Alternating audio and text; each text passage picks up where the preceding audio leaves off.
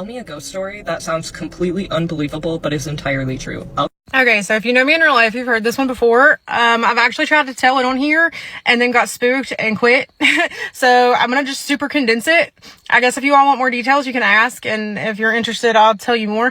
But like the basic rundown of the entire situation, and yes, I'm talking fast for time reasons, is that I had a best friend whose mother used to work at this place. It was a convalescence home. The last 10 years or so that it was open, it closed in 2008. It's about 30 minutes from my house.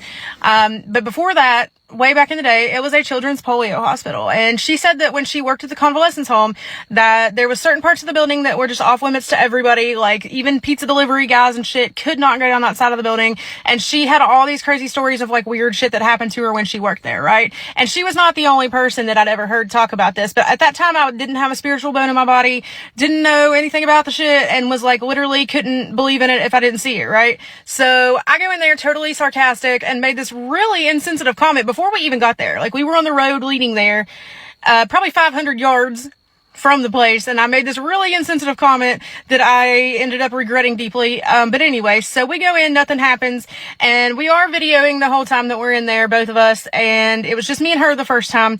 And you know when you feel something like run up behind you, like when somebody's behind you and they're just come like pummeling towards you, like as we were getting ready to climb back out the window that we had to go through to get in, and the statute of limitations is run. This was like 2013, so I don't care. Yes, we broke in. In the video, when I felt that shit running up behind me, it was like this big gray whitish orb. And then in the video, when it shoulder checks me, which is what it felt like, it just crashes straight into my shoulder on the left side, and all these orbs, like thousands, hundreds of thousands of like little green orbs are what it split up into, and then they just went straight over my head, right? So after that we were like, oh fuck yeah, we're going back. Well, we did some research this time before we went back, and also she and I both are now several years off of DRUGS, but at the time we were just both like hot mess train wrecks, right? So I fought through being like dope sick the second time for a couple days because I wanted to make sure that like whatever happens is like not psychosis or like DRUG induced psychosis, and I wanted to make sure that like I was in the right state of mind, because that shit really kind of creeped me out when I saw myself in the video with the orbs over my head, right? And so the second time we go back, we took two other people, her little sister and her little sister's buddy, who I'd never met, never seen since. And before we even go in, weird shit's happening, right? Like we're around back getting ready to go in the window, and we see all these people and like shadow people in the windows. There was a tree out back. It sounded like there was a noose swinging from it. And there was no wind, not a bit of wind at all. And the tree branches were blowing back. We could hear all this creepy music, and this is just from outside, right? It looked like there was a couple dancing in one of the windows, and we were like, holy shit. And then we all started like freezing, like the temperature just dropped. And this was probably like springtime. It was not, yeah, it definitely was springtime. It was not that cold out. And again, no wind. But this place had an old iron lung. And that really, like, I'm into shit like that. I'm like morbid like that. And that was like specifically what I wanted to see, but it was in the basement, and her mother had told us, do not go in that fucking basement no matter what you do.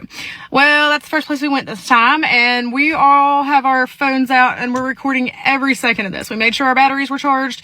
Like, again, we did some research, we brought some shit with us, and the first place we went was down to that iron lung. Well, I'm trying to crawl in the motherfucker, and out comes this black cat. This black cat followed us the entire duration of the time we were there. Now keep that black cat in mind for later.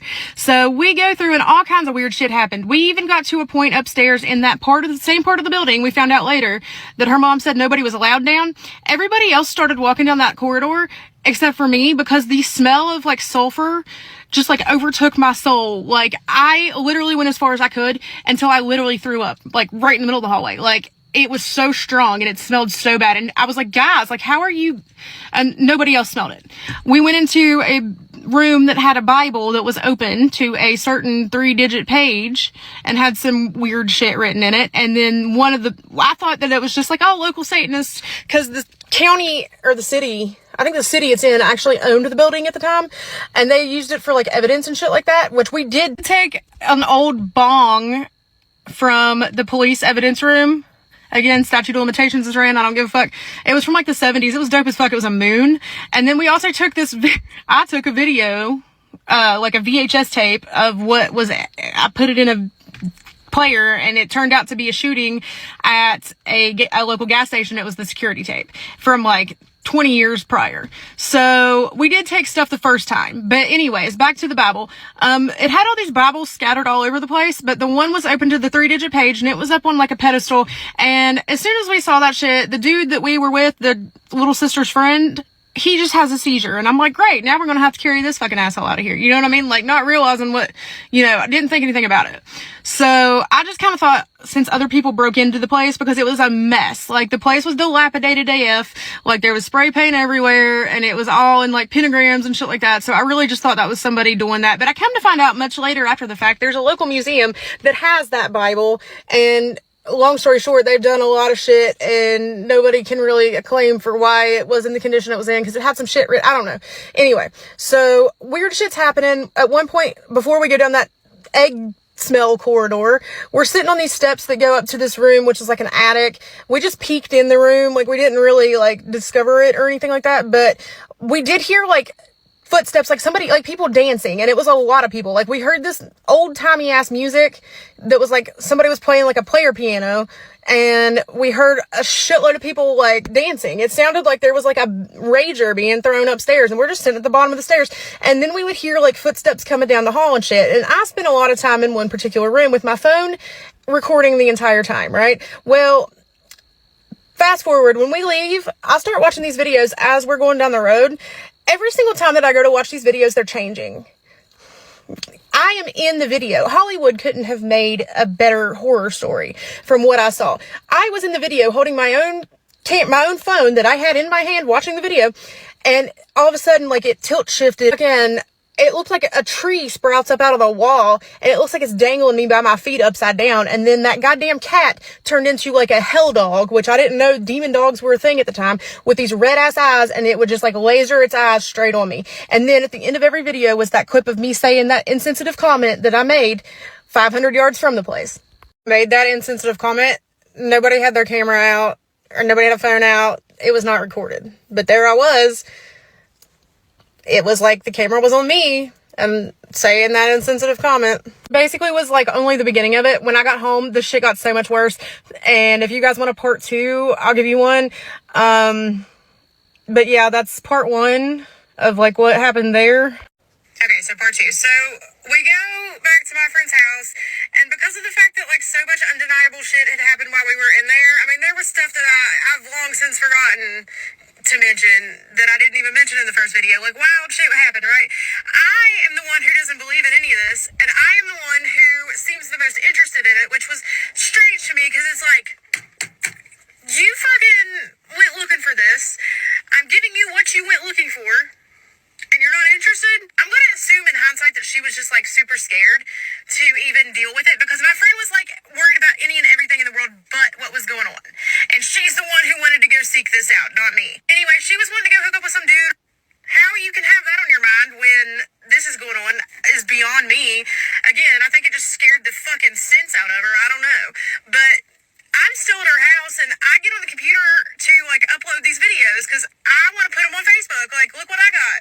Well, her mother starts watching. In one of them, there was this like guy. He was like a Pacific Islander, and he was wearing relatively modern clothes, which is what confused me. He had on these like camo shorts, and he looked like he was mangled. He had on a white t-shirt. He looked like he'd been in a car accident.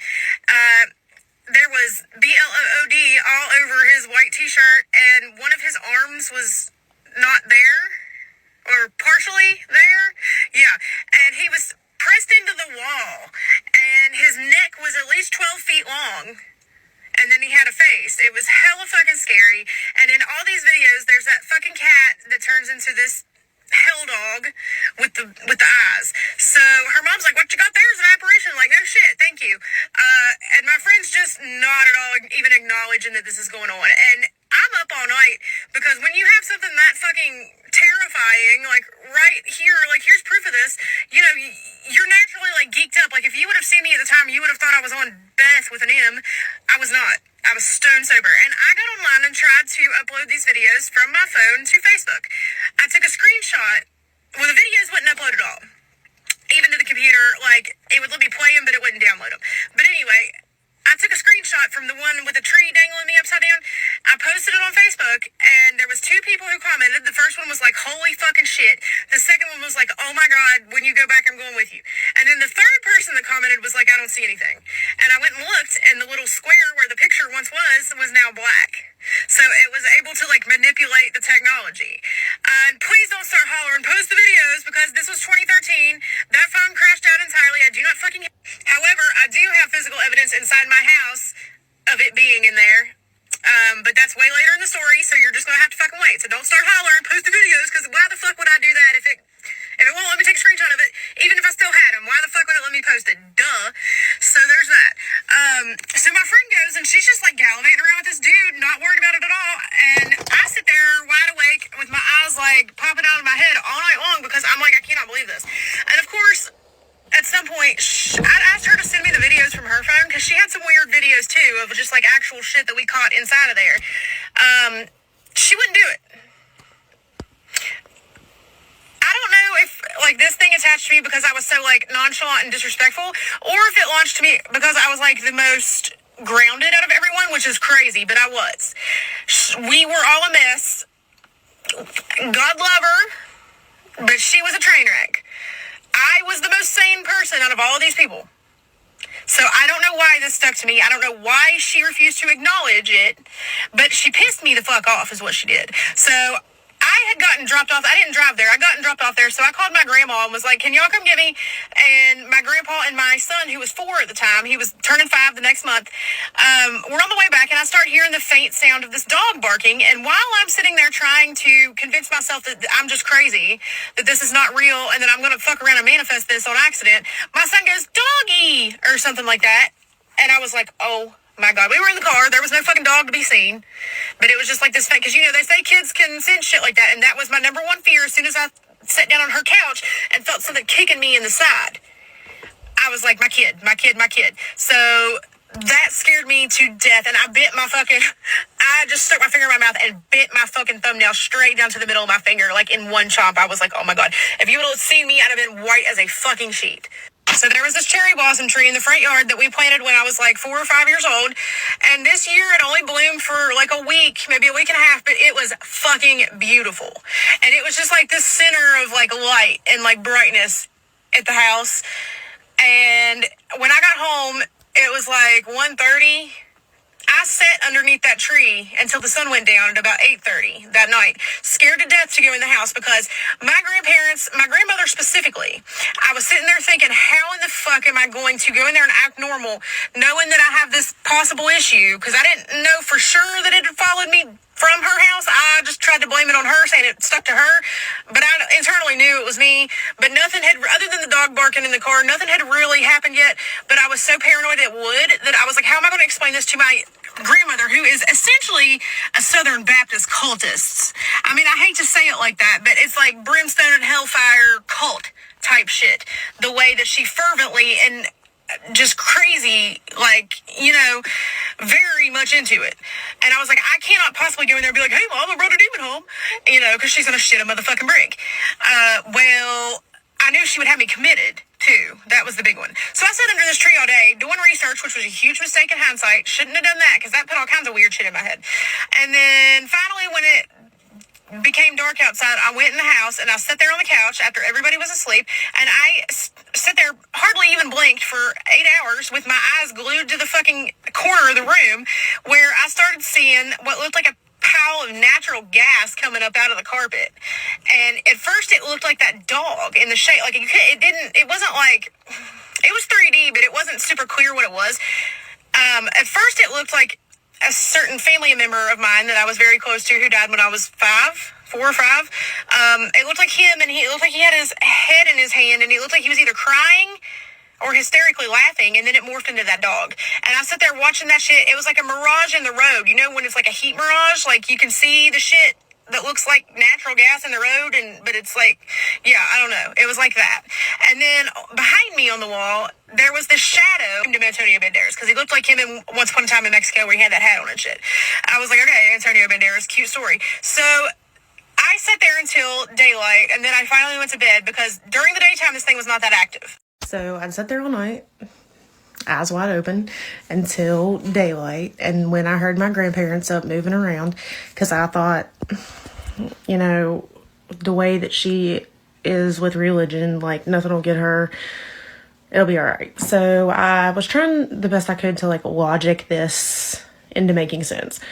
And I was like, okay, maybe it's just like sleep deprivation because you didn't sleep the night before. You need to go get some sleep and revisit this later with a more chill mind, right? So I went to sleep.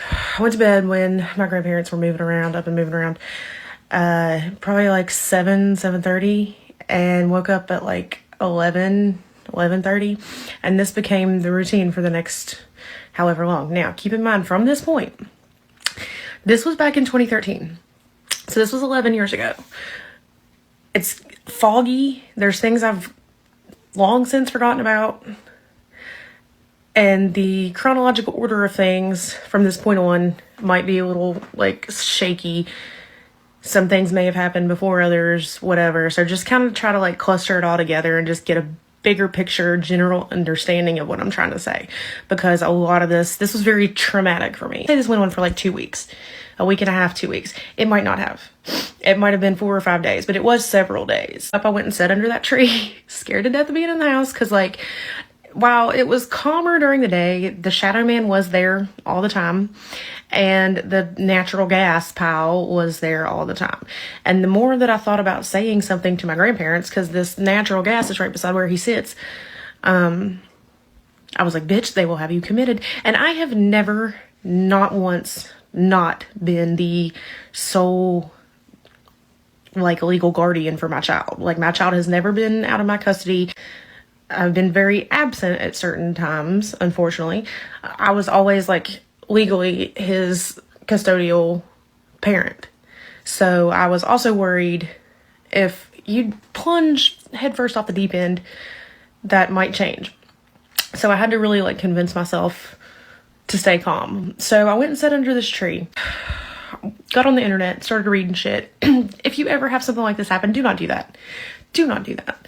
Because I'm like, I gotta make this go away. Because I had opened my video app and I'm watching these videos like habitually, religiously on like every 15-minute time schedule. At this point, it's not just changing videos, it's rapidly adding them like out of thin air. There was one that showed my backyard, and it was looking in at me. I was pacing back and forth in the kitchen, and there's like a window over the sink overlooking our backyard. We have a big ass backyard, and you can see it's like golden yellow light from the living room, and you can see it's just my shadow. I'm pacing back and forth, right, nervously pacing, which I really was doing at one point. And then it like pans back out to the backyard, and it shows these 3 boys. They look like they're 15, 16 years old. They're dressed in like 40s beatnik attire. If you have any idea what that is, like one of them's got on a striped t-shirt with a little pocket on it, and he's got on these little corduroy shorts. The other one's got on, the other one's kind of fat. So they all 3 were like trickster spirits, because they thought this shit was hilarious. The fat one had on like it wasn't a fedora, but I don't know what it was. It was just some type of hat. And so it shows them walking through my backyard, and the one in the middle in the striped shirt has a leash. And guess what's at the end of it? That fucking dog with the red eyes. Keep in mind, that red dog is never not present in any video. Every second of every video, that red dog, he might be in a different form. In one of them, he looked like a gargoyle, like concrete, but he was there. So I know I've wondered myself, like, is this like a protective Hecate thing? Or is this the keeper of these boys? I want to lean towards keeper of these boys. I don't know. But I don't know. Anyway, so it shows them walking through my backyard, and I'm like, oh, fuck. By this point, I've sat under this tree all day, convinced myself that if I take a shower, this thing is going to try to fuck me in the shower. And was like, okay, how do I get this out of here? I'm trying to get on top of this now before it gets any worse. I got the brilliant idea to sage the house, because that's what the internet said to do. So I acquired this sage. And when I tell you I almost torched the house because the shit ignited. On God, this sage And I had to go like kind of out of my way to find this sage. Like it wasn't, we didn't have a spiritual shop in town then. We do now, but we didn't then. So I had gotten the sage from somebody that I'm very good friends with even today, who is very spiritual. And she was like, yeah, smudge your house with this. The whole fucking thing caught on fire and I just like dropped it because I didn't know what to do with it. And it literally almost torched the house. I was like, oh God. So then I started getting paranoid that, oh, this thing's going to burn the fucking house down. Great. So over the course of the next several days, this is just like an ominous, nefarious vibe, right? I spend my entire days, all of them, under that tree. And my nights, I'm wide awake. And I'm like hellbent for some reason on proving that this exists. I'm like, I'm going to catch this shit up one way or another. And I'm making myself sound insane without realizing it. So then I had read something about like mixed salt, like sea salt and water, and just like spray around the perimeter of your doors and stuff like that. So I started spraying, and it's just from a small like spray bottle. Actually, it was a mist bottle. I'm spraying and I notice it's raining.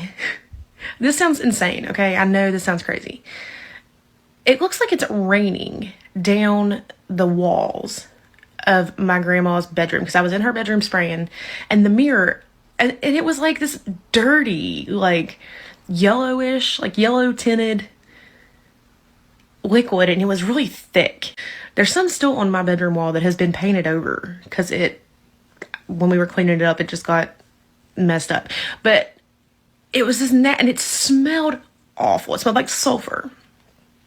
So eventually I stop as I'm watching just droplets form out of thin air and just start running down the mirrors. And then they start running down the walls. And I'm like, oh shit. So I go and get a towel and I'm like, I gotta fucking make this stop because this is gonna very much give away and make me, they're gonna think I did this. And they did. I'm like rushing trying to like dry this shit up and get it off the wall. But the more I'm doing it, like the more it's showing up. Well, my grandpa comes in there and he's like, what the fuck what are you doing? And I'm like, don't ask. So my grandma comes in there and she was like, what in the hell have you done? And I'm like, I did not do this. And she's like, well then who did? There was no argument to be had because I knew there was nothing I could say that was going to make anybody, well, the demon did it. Because I'm convinced at this point it wasn't even a ghost. It was a demon. My grandma basically is like, what the fuck, without saying fuck. So I was like, you know what, I can't hide this anymore. However, I'm gonna put this to her in a gentle way where it doesn't sound totally unhinged. And I downplayed it a lot. I was like, listen, I have a problem. And I explained to her, I think that I have an entity stuck to me. And she was just kind of like, okay. Which I ended up really glad that I did tell her, because I was like, listen, I haven't had a shower in like 4 days. I would really like for you to sit here in the bathroom with me while I get a shower so that this thing doesn't grape me while I'm in the shower. And she was like, okay. And so when I got out, she was like, do you think maybe it would benefit you to make a doctor's appointment? I was like, absolutely not. It's not that big of a deal, right? So she is now aware that something is up, but I did not tell her the severity of it. And all my other friends at this point were like normal. They weren't on DRUGS or anything like that. They were all just like well-adjusted, normal people. So one of my other best friends calls me and she was like, I'm coming to get you. You need to get out of the house for a little bit. And I'm pretty sure that she and I are friends on here and she still uses this app. If she wants to like put her 2 cents in on what she experienced like through me at that point in time, like my behavior and shit, then she's more than welcome to. I don't care. But that's up to her. She comes and gets me and we go to a bonfire at my other friend's house. And my dad at this time lived with his girlfriend, but he would come and stay the night on Friday nights sometimes because my kid was already kind of stressing because that meant, because he was there, which meant, I'm going to have to stay in my bedroom. I can't sit there and stare at Antonio Banderas all night. So I go to this bonfire and I am calling every, 10 or 15 minutes, asking my father, can you go check my bedroom and make sure it's not on fire and make sure that like, it doesn't look like a tornado has been ran through it? And he's like, well, sure. And like, for some reason he didn't like think too much of that. To me, that would have been a massive red flag, but he did it. He complied and didn't really ask why.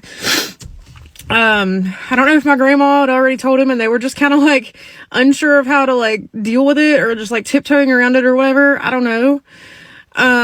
But that was nice because I did like have normal conversation, and like the atmosphere at this person's house felt like so light because it wasn't possessed. The only time during this whole thing where I left for like an extended period of time because I was so paranoid it was going to fuck everything up in the house and I'd come home and everybody be unalived and all kinds of shit. I mean, you never know. So I go do that, and then I come home, and when I get home, everybody's still awake. So I go in my room, and I sit there and I start looking at the wall. Now, there were also some other shadow figures. Backtrack for a minute. Before, like, we keep our porch light on all the time on the front porch. So, like, before you even went in the house, there was, like, the Antonio Banderas dude, and there was the dog in the corner, great grandpa dog, whatever. And then there was two more that were constant presence, constant ominous presence. They didn't do nothing other than sit there and make you uncomfortable. There was an alien, and I say that because that's just what he looked like. On the front porch, you could see him in like the shadow of I'm looking at the porch light right now, that's what I'm looking at. But he would stand there going like this, just rocking back and forth, right? Watching you go in the house. He was real skinny, and his head was like large and circular, and I just assumed he was an alien. And then as soon as you walked in the door, there's like a little catty corner there between a closet door and the front door. And do you remember back in the 90s when there was like the Marlboro, I can't say that word, commercials, and it was like the little cowboy guy, and he thought he was all cool, and he was just like standing there against the fence with one leg up and like smoking Marlboro Reds, like he was a cowboy like that. Like he had a hat on, and you could see the piece of straw in his mouth, and he was just a shadow. I mean, he was just a black shadow, but he was standing there. He was real skinny. They were all real skinny except for that little fat piece of shit. But anyway, he's standing there with his leg up in the corner, just posted up. I got to the point where I just started telling him hi when I came in the door, because at some point I decided if I can't scare them off or whatever, I'm just going to absorb them. But anyway, so I go in my room, and there were a lot of the shadow figures would come and go. When they started to come in, they were faint, and you couldn't tell what the shape was going to be. And this one came in, just like the others, like super, like light gray, and he was from the torso up, and I watched him form himself into what appeared to be a clown. Now, this thing did know my insecurities. It knew my deepest secrets, and it knew my fears and everything. I'll get to that later. But this is like one part of the story that really confuses me, because I've been desensitized to clowns because for some reason, my grandma collected like little ceramic clowns. We have 2 living rooms, one of which we use to like watch TV and shit, and the other one nobody's allowed to sit in. It's like when people come over, my grandma hosts people in there, and she always kept them in like this fancy ass fucking floor to ceiling curio cabinet thing. So like I was never scared of clowns. So it missed the boat with that one. And I was just kind of looking at it like, you're gonna have to do better than that. But anyway, I see the poofy, hair, and it looks like it's got shoulder pads on, and then this button starts, these little buttons, one at a time, 2 little buttons pop through the wall, like from the inside out, in the shape of little circular buttons. I watched them form through the wall. Now, those are still there to this day, and I will show them to you if you give me 1 second. So yeah, basically there's both the buttons. I took my finger and kind of pulled the paint back. So, cause I knew somebody's gonna be like, oh, it's just nails or something. It's not. The other one, I couldn't get it to do like that one, but it's like hollow inside. And before this wall was painted, it was actually wallpapered. So it's not like it's been painted over a bunch of times. And if you look closely here, this is some of the yellow shit that was raining down the wall. Yeah. Anybody has any other realistic reasons why that would exist, feel free to share it with me in a friendly way, not in an asshole way, because to this day, a lot of this shit that thing like gaslit me into thinking most of this is in my head. I'm still not sure what was real and what wasn't, except for the videos, because I know I couldn't have faked those. But I watched this happen and basically went and got my grandma, because at this point she was somewhat aware of what was going on. I said, there's no way she doesn't see this. So I went and got her and I said, hey, can you come here for a minute? I want you to look at something for me. So she comes in my room. Shortly after, here came my grandpa. I said, do you see this on the wall? She didn't say nothing. She didn't say a word. My grandpa was like, I don't see nothing, but he can't see shit anyway. Like, somebody, like my ex-husband comes to my house like every day, and he'll be sitting there in the living room, and my grandpa will be like, who's that? And he's like 5 feet away from him, which his vision was a little bit better back then, but not to where it should be. But, she was the one whose opinion I was really like looking for, and she didn't say nothing. So I took them both in the living room and I showed him Antonio Banderas. I said, do you all see that? My grandpa said, well, it looks like Shadow to me. My grandma didn't say nothing. My dad is like, Cassandra, shut the fuck up. Just shut the fuck up. I'm like, okay. So I go and sit there and watch this clown dissipate back off the wall and sit there all night. And a video pops up overnight. Back to how this thing knows my insecurities and shit. Pops up on my phone and it's like a film reel. Now, again, this thing knows my insecurities. It knows everything about me. I did not know this at the time. However, I do have borderline personality disorder. Part of that is idealizing a person to the point of like limerent objection. And my child's father and I had like an extremely toxic relationship dynamic. I got pregnant when I was 17, and a month after my son was born, he and I abruptly separated, and he jumped immediately into another relationship, which to me was devastating because we have this baby and everything seemed so like good. And at this point it had been, like I said, he was about a month away from being 5. So it had been 5 years since we had seen him or really even heard from him. I had not only BPD, but postpartum depression for a long fucking time. Now, one thing about borderlines is that we have what's called a favorite person or an FP. And when things, like, we kind of tend to, like, build our reality and everything around one specific person. And when they leave, because the bottom line of BPD is a fear, like an immense fear of abandonment. When we end up in a situation where we feel abandoned, let's just say it brings out my fucking insanity. It kind of took over everything. And at this point, even though it had been almost 5 years, like, I just wasn't over it yet.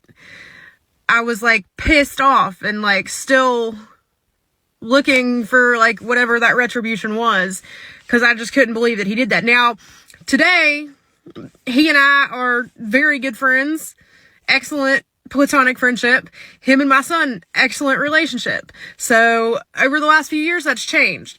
But another thing about me, my love language is basically aggression, and I've made peace with that. So something that he and I used to do all the time was just like play fight.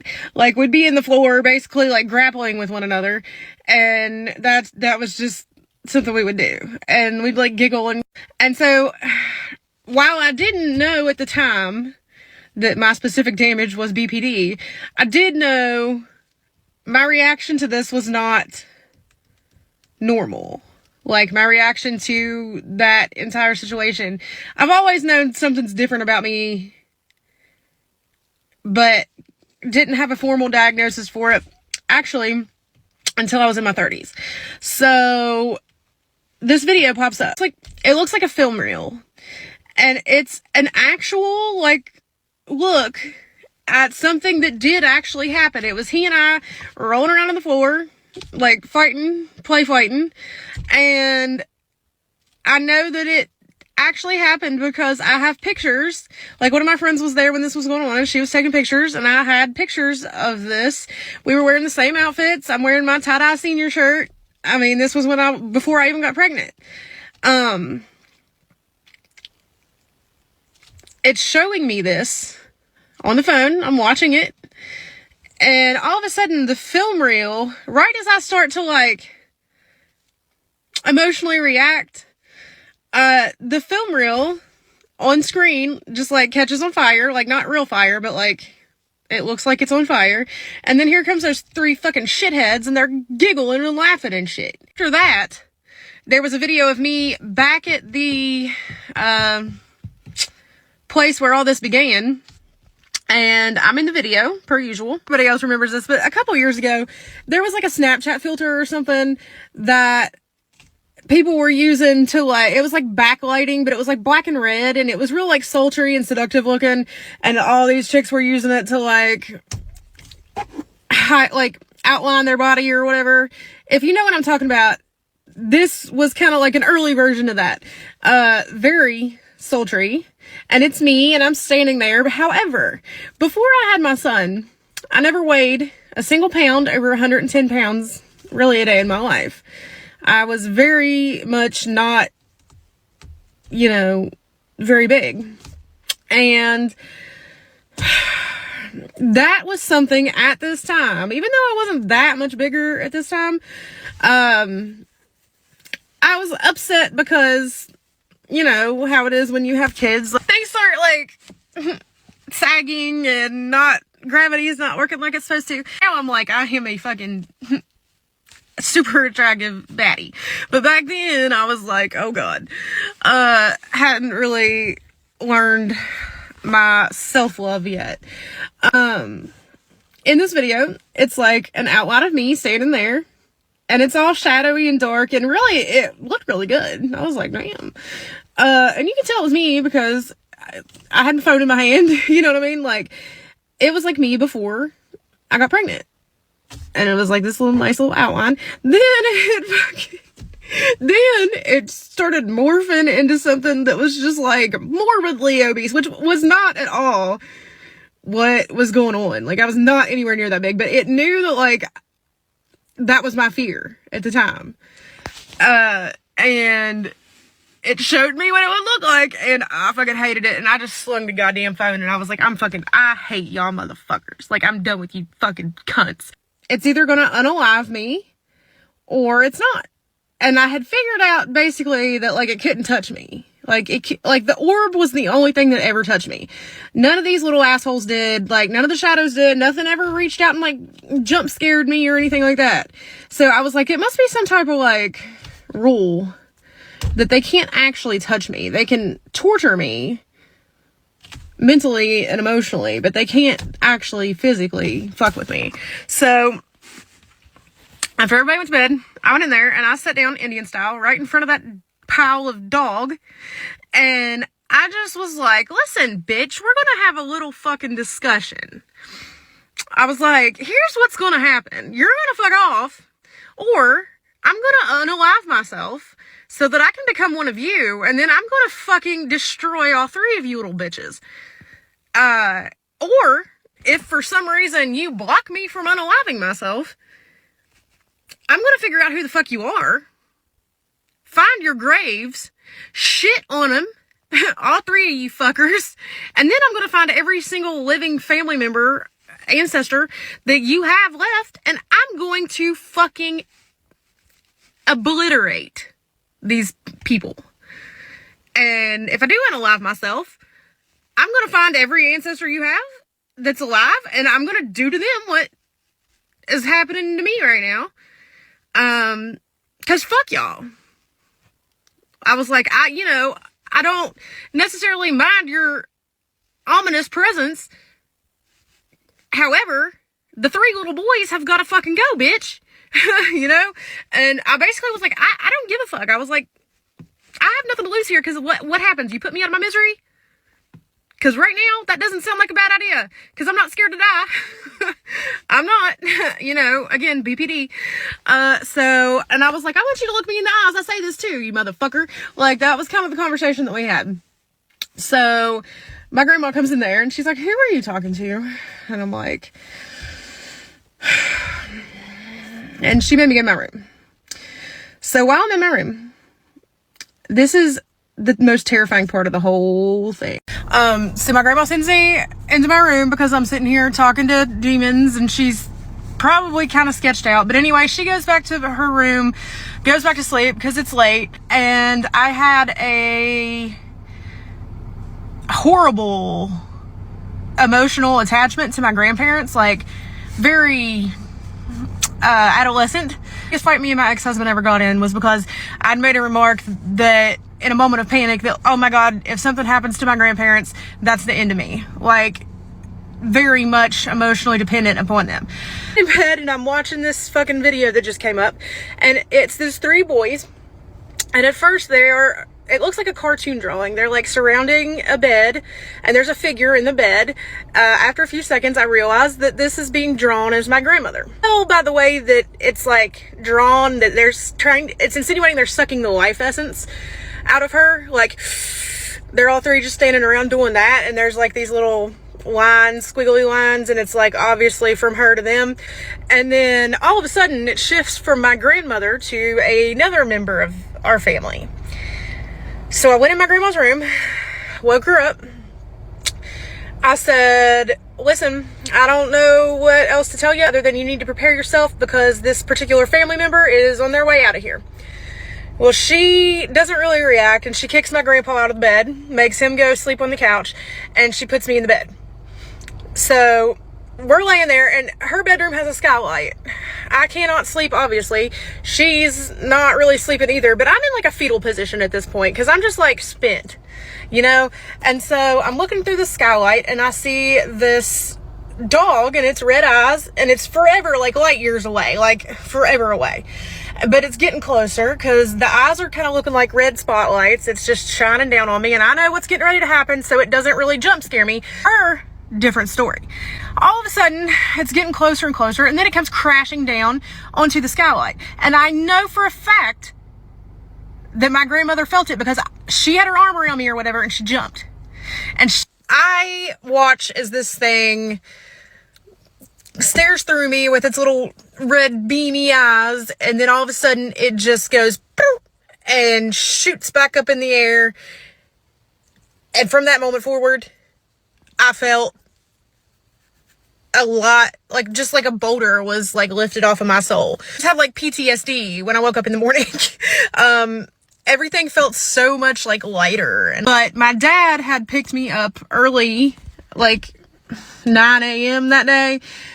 Me and him and his girlfriend had went somewhere. I don't even remember where we went, but she is kind of like asking me questions and stuff. And the more I'm answering it, like the less that she likes it.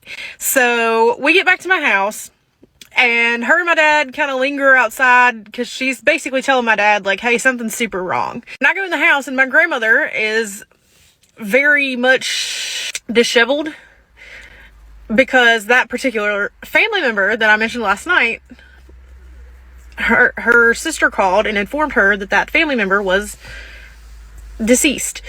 Now this could have been a coincidence because this family member was up there in age. However, there wasn't really any reason for us to think that was going to happen when it did. I don't mean this as bad as it sounds. Like, we knew it was coming, like, eventually, relatively soon, but, like, not then. And then my dad and his girlfriend come in the house, and she had suggested to my dad that they try to talk me into going to the ER. So it doesn't really take much for them to talk me into allowing her to take me to the hospital. My dad, when I was doing triage, she was just looking at me like I was crazy, and they both piss tested me and blood tested me because they just couldn't believe that I was like sober. So the door opens and this woman walks in who was like a super familiar face to me because I got in a shitload of trouble in high school.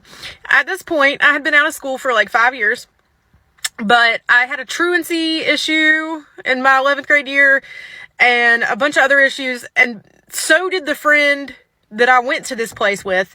So we both were very familiar with these two ladies. They were basically like put in our school for like people like us with undiagnosed issues. This girlfriend was like, how did her drug test come back?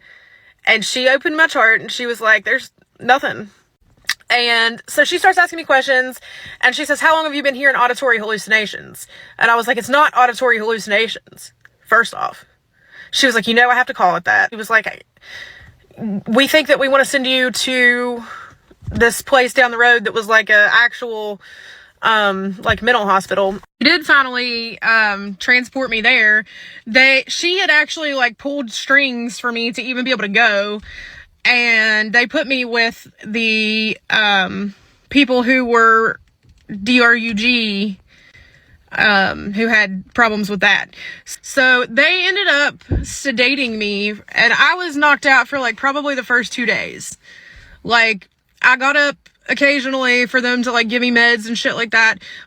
And they've got me in this room with this lady whose chest area is so large that like when she would stretch up, like her NIPPLES would be hanging out from underneath of her shirt. And I'm like, oh my God.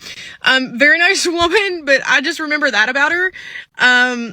They ended up moving me though to a room with this girl who, her and her boyfriend had robbed a pharmacy. And when they went to court, he had told them that basically she acted under duress. So I was in there with her and she and I like clicked immediately. However, they started sending me to like arts and crafts and shit like that. And I was like, I'm not going down there and making macaroni murals. Absolutely not. At some point became like really combative about it because they were trying to make me go to a large group therapy. Not going to happen. And then a smaller, like 5 or 6 people group therapy. Definitely not going to happen. Finally, they basically told me like, hey, you're going. And they brought this dude in there. I guess he was going to rough me up if I didn't. I don't know. But they made me go to this little group with 5 or 6 people. Everybody's in a circle and they ask everybody to tell their name and why they were there, which I thought was really intrusive because it's none of these people's goddamn business why I'm here, right? Around to this girl who looks like she might be like around my age at the time, which was very much, sharing very explicit details of how she unalived her children, but she unalived them in the shower. And we're sitting here just listening to like this horrid details that really do not need repeated ever, much less spoken. Well, they get around to me and I'm like, I don't have nothing to say. Like, the only reason I'm in this circle right now is because I was forced to be. So they were like, well, what's your name? And I was like, Cassie. And they were like, so why are you here, Cassie? I was like, I don't think that's any of these people's motherfucking business. Well, they have all of our charts. And basically, she just sat there and read off my chart, like, whatever it said about seeing ghosts and shit. So this girl who unalived her children had the audacity to say, what a crazy fucking bitch. I thought I was fucking crazy. And I just sat there and bit my tongue until that therapist had set down the clipboard that we had to sign our names on when we came in and the little pencil about that big that went with it. And the second that I got the opportunity, I grabbed that fucking pencil and charged at this girl. And fucking this dude that was in the corner, long story short, puts me in a straitjacket momentarily and then dumps me in a fucking padded room. So I spent the next 2 days in that padded room. That's the last thing I remember before I went home. Now, when my dad came to get me, I know I was traumatized because I was like, let's get the fuck out of here. Like, that's the first thing I said, right? Went home with 10 different prescriptions, literally felt like I wasn't real. Ended up going to my friend's house and staying the night a couple nights after I got home. And my ex-husband came and stayed with me and I made him check every corner of the room before I would go to sleep. Which, at this psychiatric hospital, they diagnosed me with some rare offshoot of schizophrenia. there's a good chance that I do have a lot of comorbidities, and I might have a slight touch of schizophrenia, but I know that those videos that other people saw were real. The rest of it, I don't know. But back then, I quit taking my meds maybe a month after I got home, and some of that shit I was supposed to be on for the rest of my life. But I did quit because I just couldn't handle feeling like I didn't exist and like I'm just like a zombie, you know? But yeah, luckily it went away. But that was like my own personal literal hell.